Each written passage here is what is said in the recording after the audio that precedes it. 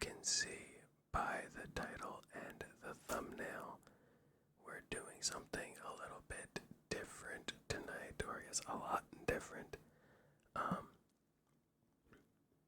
I'm gonna leave a timestamp in the description for anyone who just wants to skip right to the fantasy football discussion.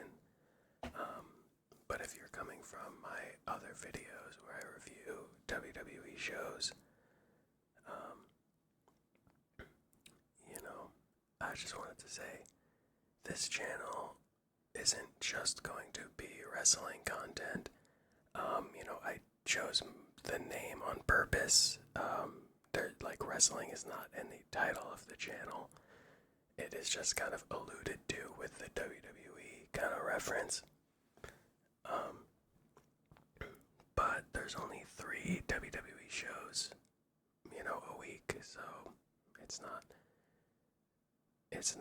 enough content on its own.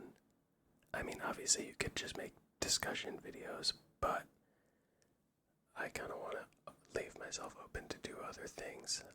And one of my other passions, one of the other things I feel like I could definitely yap about a good amount is fantasy football. I've been playing fantasy football since I was in elementary school. And I feel like I should use that kind of, I guess, passion that I have for it to make videos for it while it is the season. 'Tis the season for fantasy football discussion, as at the end of the summer will be the draft, so this is kind of the best time to record these videos. Additionally, I will be going away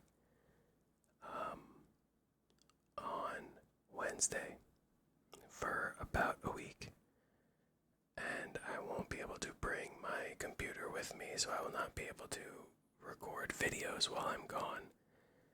So today is Monday, so tonight I will watch Raw, and I will record the Raw review either tonight or tomorrow night. But after that, I won't be able to make wrestling content ahead of time because I haven't seen the show yet, obviously. So there may be a couple of these types of videos, these comparison type of videos coming out in the next week, if I can record them and get them scheduled to upload while I'm not here. That's kind of the idea. But, so this will kind of be like a dual purpose channel. I will definitely, even if it's going to be late, I will definitely upload a SmackDown review. NXT will probably end up getting skipped again. But SmackDown I should be able to do before Raw. I should be back on Monday. And if I'm back early enough on Monday, I'll get the SmackDown review out. But if I get home really late on Monday, I might decide why upload a SmackDown review when Raw has already come out. So we'll see. I'm not going to guarantee that the SmackDown review will come out. But definitely by next week, by next Raw, I will be back to making WWE content. But for now, I'm going to pre-record a couple of these fantasy football videos and just kind of see what you guys think. Let me know if you're only interested in wrestling content, then that's fine. Let me know if you're not really interested in fantasy football, but you're down to just listen to me yap. That's awesome as well, of course. And then if you're coming just from fantasy football, and that's what the algorithm is giving you, then let me know that as well. I'm curious. Obviously, this is a new type of video. I mean, they're all new types of videos. There's only 6 videos on my channel, but still. Yeah, so I think that's everything I wanted to say on that preamble.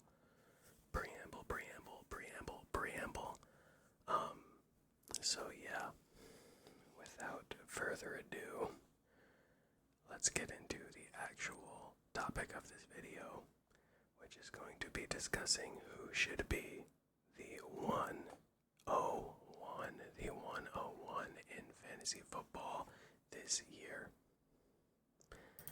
And I think the 101 this year is actually going to be the RB1. I have only ever played half PPR, so let me just throw that in right at the beginning. I've only ever played half PPR. I have played Superflex. I've played 1 QB. I've played 1 QB, two receivers, 1 flex. I've played 3 receivers, 1 flex. I've played 2 receivers, 2 flex. So I've been pretty flexible, but I've only ever played half PPR, so just get that out of the way. But I do think the 101 will be one of these 2 players this year, and that is Bijan Robinson or Jahmyr Gibbs. Bijan Robinson or Jahmyr Gibbs. Now, let's start with the Bijan side of things. Also, let me know if you think McCaffrey should be in this discussion or Jonathan Taylor should be in this discussion. I personally do not, and we will get to them when we get to them as I go down the list for these comparison videos throughout the summer. Starting with Bijan. He is, of course, the running back for the Atlanta Falcons. He is only 24 years old. I should also clarify, these are just the stats that I think are the most important, and what I think is the most helpful in judging a running back. So I have age, which is obviously very important because you have the age cliffs of 28 and then 30 plus. I have rushes inside the 5 because I didn't see specifically goal line, but this is like basically goal line touches, the percentage of your team's goal line touches and what that actual like raw number is. I got this from Pro Football Reference, and then the target share. Even for a running back, it's still FPPR. Target share is still important, even if it's more important on a wide receiver. And then just the team around them, so their competition in their own backfield, and then how the offense is expected to perform. So all of that out of the way. We have Bijan, 24 years old. No red flags there. He's still on his rookie deal, I believe. Yeah, I don't think he got paid yet. He had 41% of the Falcons' rush attempts inside the 5 this past season, which resulted in 7 rush attempts at or near the goal line. That number feels low, I will say, because I have like a whole spreadsheet that I'm kind of working on just for myself, because I've always just not blindly, I've had my own opinions, but I've mainly looked at like Fantasy Pros and other like consensus rankings and then kind of moved people a little bit from there within the same kind of tier that they give me. But this year I kind of want to do my own thing, so I have this is all coming from a spreadsheet that I'm working on for myself. But yeah, so as I was saying, 41%, it seems low. Obviously, he split them with Tyler Algier, which is why it is so low. And while 41%, you're like, oh, that's less than half. Like, that's kind of surprising to me for, someone who did as well as Bijan last year. And it was surprising to me too, but I will say that there are very few running backs, when you actually look at the numbers, that have 50% or more of their teams inside the 5 carries. There's like less than half, less than 16. I want to say there's like 10 running backs that had 50% or more of their team's percentage. So it's like an average number. Honestly, it's like for starting fantasy relevant running backs, it's like an average to maybe slightly above average number. So while at first glance you might think that's low, it is in line. It's pretty good. It's not bad. And then we have his target share, which is almost 20%, which for a running back is elite. That is pretty crazy. It might be the highest. I don't remember. I don't have the spreadsheet in front of me. It could very well be the highest. It's definitely one of the highest. There's only like a couple above 15%, like 3 or 4. And he's at 20%, so that's very important.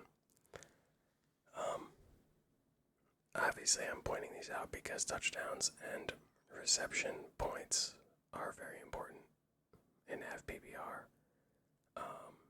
A 5-yard catch is the same amount of points as a 10-yard rush. So, and then obviously touchdowns are touchdowns. They're the king of fantasy, also the king of variance, but still. And now looking at teammates, not a lot of competition behind him. It is Brian Robinson Jr., who has been bouncing around the league, so not too threatening at all. I could see him filling the Tyler Algier role, though, however. And then we have their quarterback being Tua Tagovailoa or Michael Penix, and then whichever lefty they choose will be throwing to Drake London and Kyle Pitts. So there are other weapons that will get involved in this offense for sure, but that's not really a bad thing. It's kind of like a rising tide, lifts all ships. I'm not sure if that's the right word, lift. It might be, but you get the point. Like, if a team has no receivers, you might think, oh, that's very good for the running back, because they're the main focal point, but if you know that, then obviously NFL defenses know that, so it can be kind of hard for them. So I think they could have a balanced offense. They have receiving threats, including Bijan himself. So I think people expect the offense to be good. There's a lot of first-round picks on that offense, but obviously the question is Tua and Penix. So moving on to Gibbs. I should have clarified blue light warning. I'm very sorry about that. Jahmyr Gibbs. He is, of course, on the Detroit Lions. He is also 24 years old. He was in the same draft class as Bijan. As you can see, there is David Montgomery in Detroit. So like I said, even the elite fantasy options, he only had 36% of his team's rushes inside of the 5-yard line. Also note this also counts QB sneaks, I'm pretty sure, because it's just the team's total rushes, so that also impacts it. But he actually had 8 attempts. Bijan had a higher percentage, but slightly fewer actual attempts, I guess, because the Lions are in the red zone more, which is kind of the differentiator between them is that offense, which we'll get to. He had a 17% target share. I again noted this as elite. Anything above 15% is like insane for a running back. So even though it's like 2% lower than Bijan's, it's still crazy, right? So as for their environment, David Montgomery, like Tyler Algier for Bijan, is no longer here. However, he is replaced by Isaiah Pacheco. Monty left to go be a starting running back for another team. Pacheco is coming off, a couple injuries and not being able to be a main running back one for a few years now.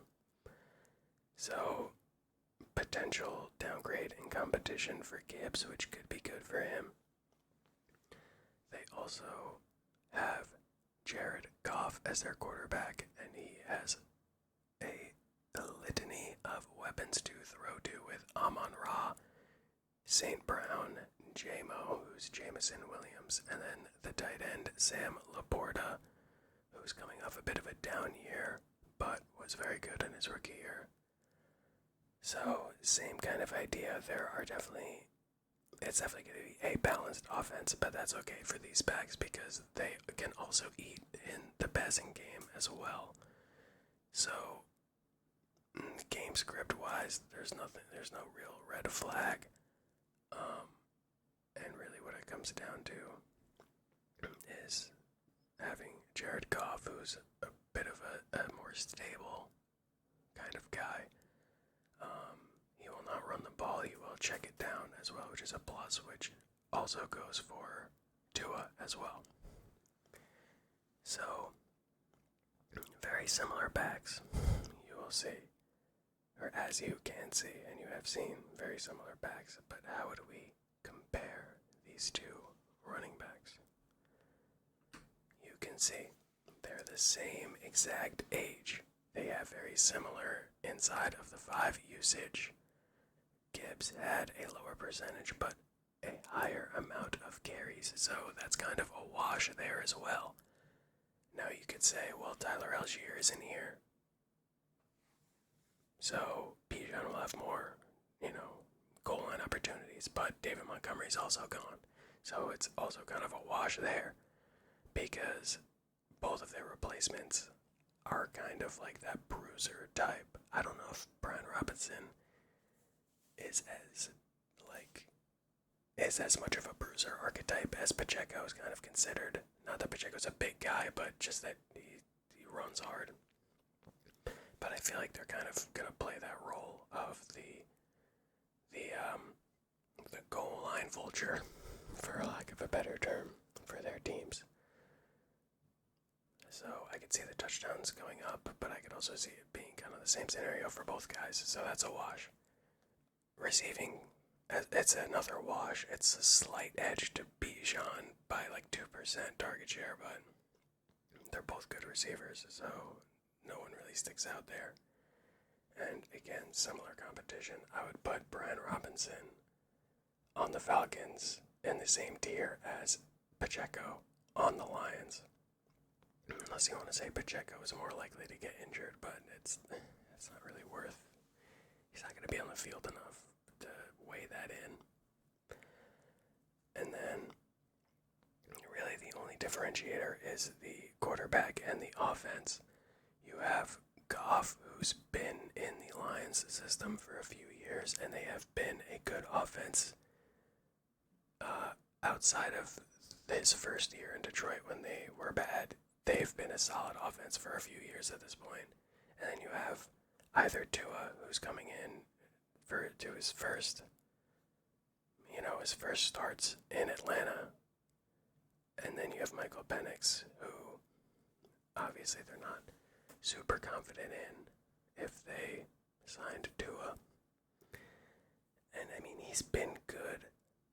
I mean, I had Drake London last year, so I know, like, sometimes it was amazing and sometimes it was terrible. So very hard to get a read on that. But Goff is more steady. So I would say if you're using the first overall pick, you can't go wrong. I still think Bijan is the 102, but for the 101 this year in fantasy, I would choose Gibbs if I was first overall on the clock. I would pick Gibbs just because he doesn't have Monty, who I think is better than Algier was. They both took touchdowns, but I think Monty had more juice outside of just stealing touchdowns than Algier. So I think that Gibbs could have a slight edge there. And then it just comes down to the offense. I feel like the Lions are safer. Obviously in fantasy, it never goes exactly as planned. So picking someone because you think that they are safer is not usually gonna work out exactly as you think, at least. but I do think the Lions are a better bet to score more NFL real world points and fantasy points. So, if I was on the clock in a half PPR draft, first overall, I would be taking Jahmyr Gibbs over Bijan Robinson. Let me know what you guys think. Who are you taking at the 101? Is it neither of these guys? Is it a receiver? Is it Christian McCaffrey? Is it Jamar Chase? Is it Jonathan Taylor? We will be discussing all of these players. Like I said, I have that spreadsheet. My plan is just to turn that spreadsheet into these kinds of tier comparison videos. I have these two in a tier of their own pretty clearly, amongst running backs at least. I'll probably stick to position, between position comparisons, just because that's more, you're working with the same numbers, you know. But yeah, like I said, let me know what you guys think of these two players. Let me know who you're high on this year, what teams you're high on this year. Do you think the Falcons can be better than what maybe I expect with Tua? Or do you think the Lions, they finished last in their division last year, right? So maybe and their offensive line isn't what it used to be, so maybe, Gibbs has some struggles. Let me know what you guys think. But yeah, like I said, I'm going on a trip. I won't have my computer with me. I'm going to record a couple of these videos to release throughout the week while I'm gone. And yeah, thank you guys so much for watching and spending your time with me. I wish you luck in any drafts. If you're doing underdog drafts or best ball drafts in the off season, good luck with those. And yeah, I'll talk to you guys soon. Peace.